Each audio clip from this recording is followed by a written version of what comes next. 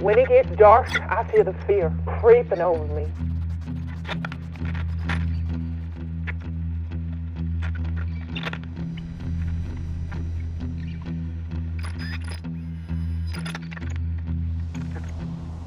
We were riding through the TNT area. All at once he yelled for us to look at that thing in the road.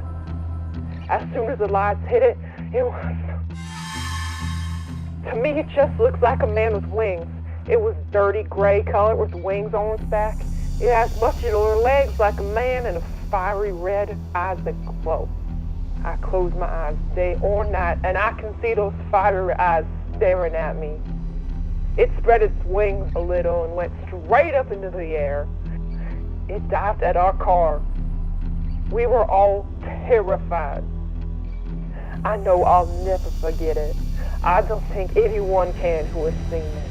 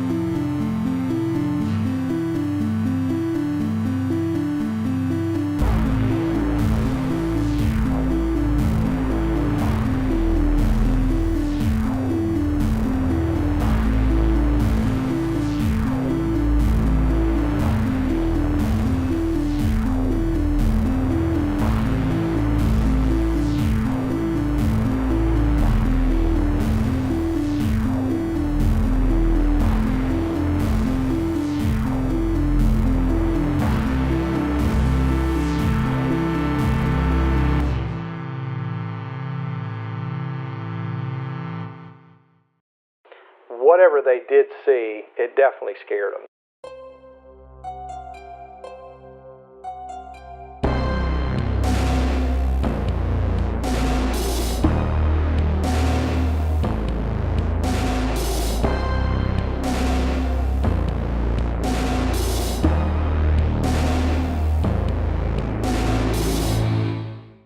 Mothman was a creature, some believe metaphysical creature, some believe an actual physical creature that was in Point Pleasant in November of 1966. It just came up out of the blue, I guess. Some teenagers out in the McClintic Wildlife area, the TNT area. You had two couples in a car, the Mallets and the Scarberries, and they were going by the old TNT, one of the main buildings that they used to use, the North Power Plant, during when they were manufacturing the stuff for the war.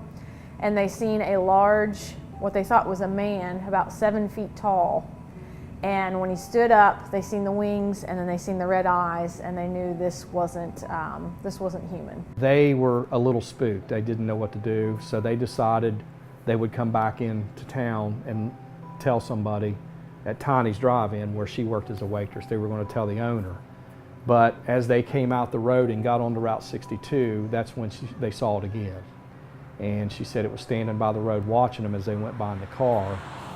She said its wings came out, flapped once, and she said it went straight up in the air. As they hit the Route 62 on the straight stretch, that's when they noticed it came over top of the car. They were doing about 90, 95 miles an hour, and she said it stayed right over top of the car.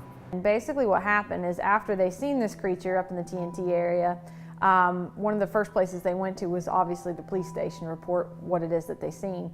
And the cops didn't believe them. I mean, that would be hard to believe. After that first initial sighting on November 15th, for about the next year and a half, you had over 100 reported sightings to the police department, the sheriff's department. Now, there were a lot of people that saw this thing that would not go and report it to the police department. Back then, people just made fun of everybody that reported it. They called them crazy, said they were nuts and stuff like that. So a lot of people kind of kept it to themselves, you know. They were saying that what we saw was this monster-like creature.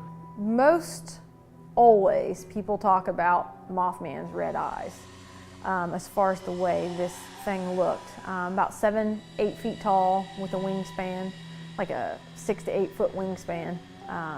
Probably similar in what you think an angel might look like, but uglier. So I've heard people say that they've seen like a muscular type look to it.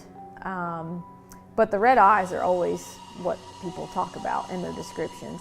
And what's odd is that there's very few discrepancies between what people said they seen, even outside of Point Pleasant.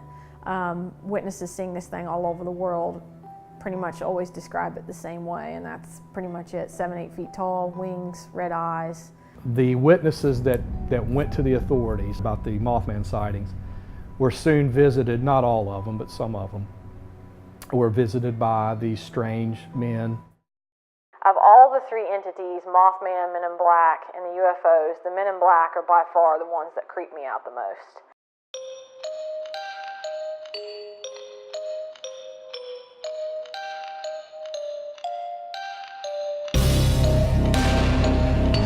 Dressed in black suits, black hats, sunglasses.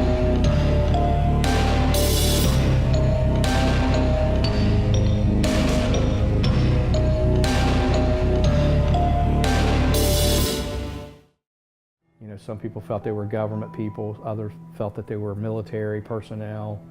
Other people felt they were from another realm, that they weren't, they weren't real, One of the local newspaper reporters that reported all this stuff in the newspapers, would look out her window at night and see them sitting outside of her house in a car. The Men in Black would come in to Mary Hyer's office and basically threaten her and say, you need to quit talking about whatever, this isn't really going on, it's all in your head. They would pick up pencils and look at it like they'd never seen it before, just act really odd. And some people felt threatened by that. They would tell them to stop talking about it, that they were just causing a lot of panic. And some of the witnesses felt they were just genuinely in danger. I didn't know who they were at the time. Again, not till I see Will Smith and Tommy Lee Jones do I know that Men in Black have been at my home interviewing my family, or interviewing my neighbors, or, in the area. They were just government men. Dad, when he was writing the Mothman books, he wrote the Facts Behind the Legend and Behind the Red Eyes. And basically those books are based on going one-on-one with the eyewitnesses and allowing them to tell what it is that they experienced themselves. So when he interviewed Linda Scarberry, who was the main eyewitness, I was with them. I remember her telling us some stories, and she had told about one night in the middle of the night, she was woken up and there was a man standing at the foot of her bed, and he was just staring at her. And she knew it was one of these guys, one of these Men in Black, because they'd been showing up here and there and everywhere, trying to hush up the eyewitnesses and doing what they could. And for some reason, these Men in Black wanted something to do with the eyewitnesses' children. And when John Keel wasn't here in Point Pleasant, he would often write back and forth to the eyewitnesses, and especially Linda. They had a good relationship. And he would say, things like, well, you need to protect your daughter. In order to protect her, take a crucifix and put it above her baby bed. So she did. And in the middle of the night, when she was woken up, she seen the man standing at the foot of her bed, and he pulled out a cigarette and lit it for some weird reason. And when he did, the light reflected off the crucifix, and he disappeared right in front of her eyes. So a lot of people were, they were afraid of them. They didn't know who they were. It was just government men, and they were asking questions, and some of them were strange. I was a kid, you know what I mean? I didn't think anything of it. I finally get to see a UFO, I lived here forever.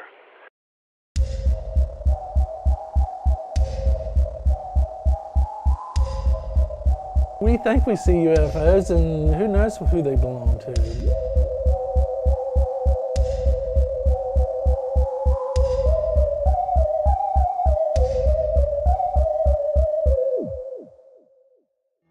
In the mid-'60s, here in the Ohio Valley in general, Kentucky, Ohio, West Virginia, there were a slew of UFO sightings. People were seeing strange lights in the sky, sometimes in the daylight. people didn't know what was going on. You know, they were trying to figure out, you know, what all was going on with that. And then shortly after, your Mothman sightings started taking place. So there was people who felt there was a connection with that too.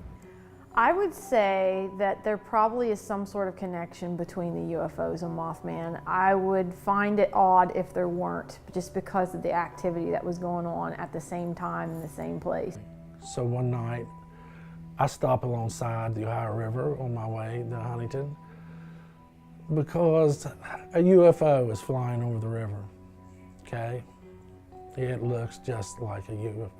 It's hovering, it's zipping back and forth. People are pointing. There must be 8 cars stopped watching. We've seen some weird lights in the sky before, you know, but that's kind of a thing that we just kind of accept around here anymore. Then our bridge fell, and no one wanted to hear about the Mothman anymore. There were a lot of UFO sightings, there was the Mothman sightings, there was a lot of men in black coming around and talking to these witnesses, and then it kind of crescendoed with the Silver Bridge collapse. November 15th, 1966 is when the Mothman basically made his home here in Point Pleasant. And then December 15th, 1967, exactly 13 months to the day, is when the Silver Bridge collapsed. There were people that immediately thought, hey, you know, this Mothman stuff has something to do with the bridge disaster.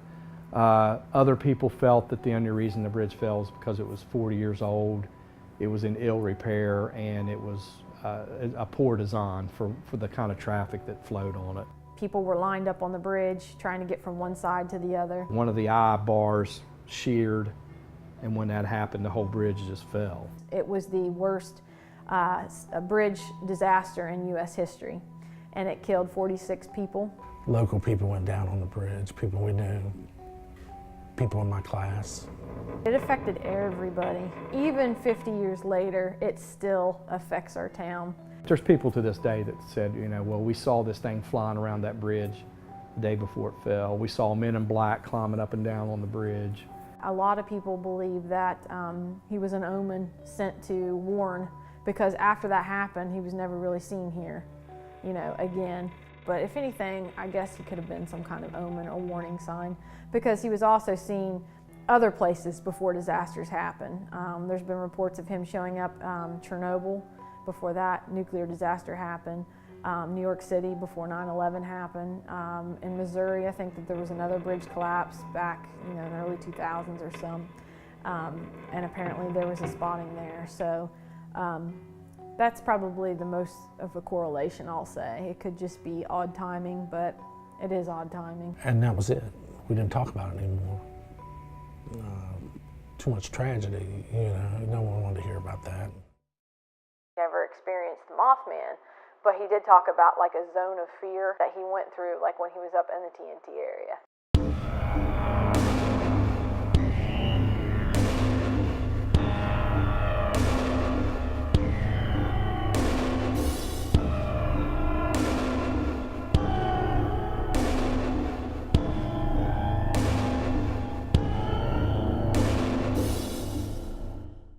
The TNT area was a major portal for pagan worship.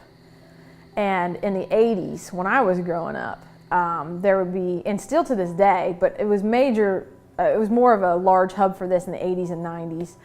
People would go up there and they would have, you know, do whatever, seances or some kind of rituals.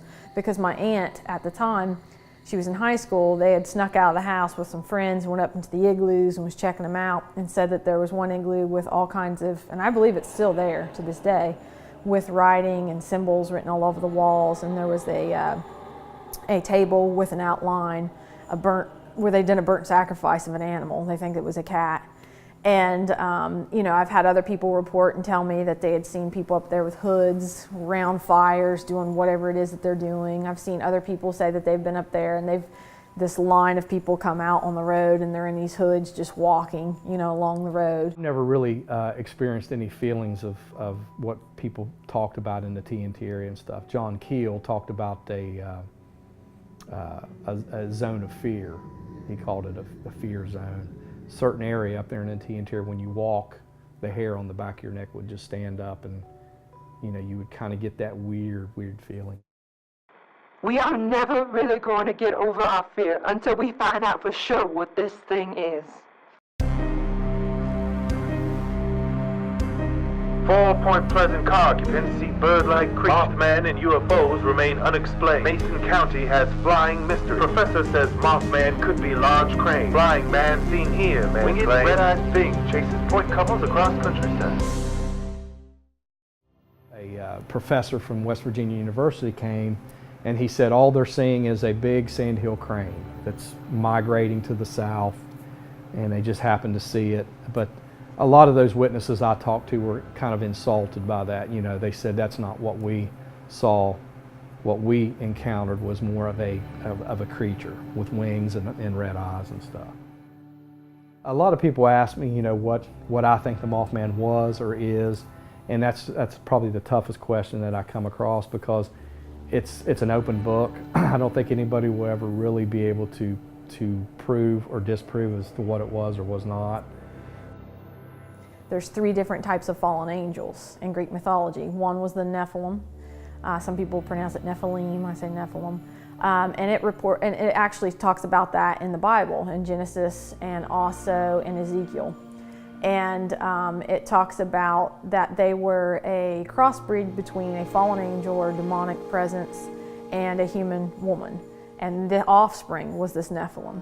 And they would be very tall, about 7-8 feet tall, look like a man with wings, basically is what it was. The second fallen angel in Greek mythology was a round object with eyes that went all the way around it, which sounds just like a UFO. And in Ezekiel, it actually talks about a similar being that was a round object with eyes that went all the way around it and legs lowered from the center of the body, and the body revolved around the legs. And it sounds just like a UFO. The thing that freaks me out the most is a demonic presence of a man that would often smell of sulfur. And there was a lot of people that talked about who experienced the men in black, how they stunk and smelled of sulfur. So take the Greek mythology, the activity going up in the TNT area, and Linda's personal experience that I heard her speak about when I was there. Put all 3 of those things together, and that is why I believe Mothman, the Men in Black, and UFOs was probably a spiritual manifestation of some sort.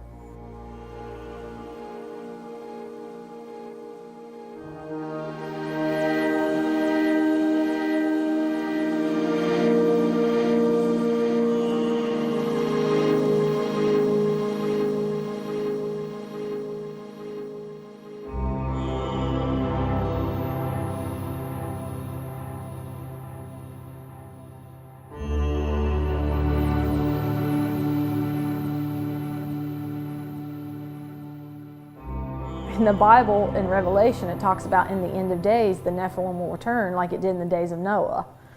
And so it just kind of makes you wonder, is this a part of that? Because we don't know the answers to everything. We think as human beings that we do. We think we know everything, but we don't.